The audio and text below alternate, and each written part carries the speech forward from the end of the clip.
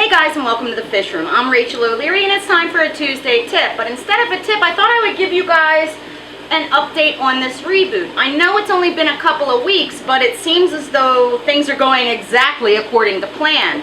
I have a lot of walk-in customers, and a couple days ago I had a guy that wanted to buy a pair of Kribensis, so I was trying to catch them, unsuccessfully I might add.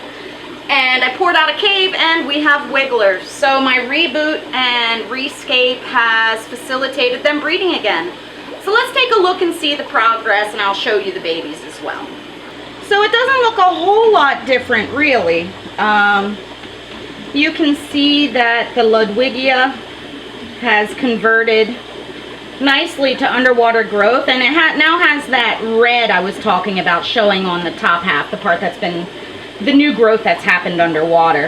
And again, this is why this is one of my favorite plants. Again, no CO2, no fur. It's not even a particularly special substrate in this tank.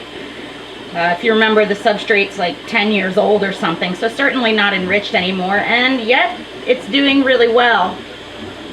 And my micro sword that I planted is already starting to send out small runners. So eventually in time,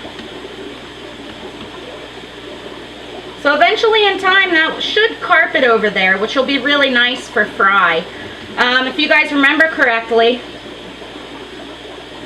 this fish had set up camp while I was still aquascaping the tank.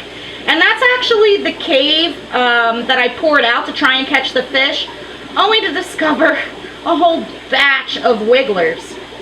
Now, they must have been in there for quite a bit already, because the yolk sacs are already about halfway absorbed. But as you can see, I think this fish might be harboring more eggs already when I just pulled the last batch 2 days ago. Basically, I'm a home wrecker. I stole her babies. So, you know, it still has a lot of growing to do, but worked out. So it just goes to show you, provide the fish with the environment they want and they will cooperate.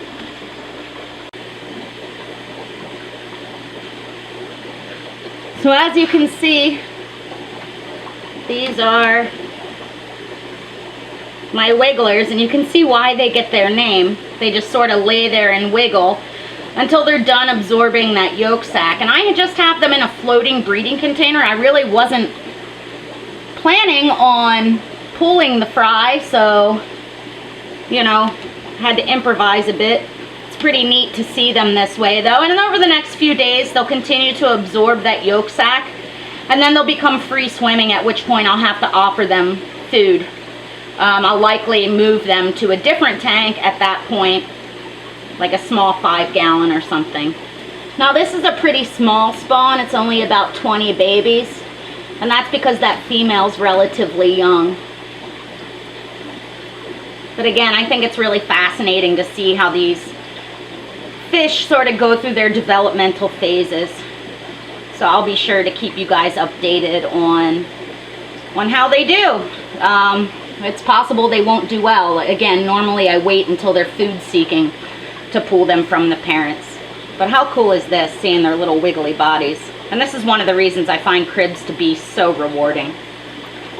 So there you go, you know, that was pretty simple. I didn't have to change a whole lot in that tank to get the desired result. So it just goes to show you that as long as you provide what these fish need, they're relatively easy to breed. You just have to feed them well, keep a clean tank, and set up their environment in a way that facilitates their behavior. Now in the upcoming weeks, I'm going to be doing reboots on several of my personal tanks in order to promote spawning with some more species to show you guys. Thanks for watching. Make sure you stop by all of my social medias, as well as my website, MsJinx.com, where you can find my upcoming speaking engagements, my current stock list, and information on all things nano. As always, if you guys have any comments, suggestions, or questions, let me know below.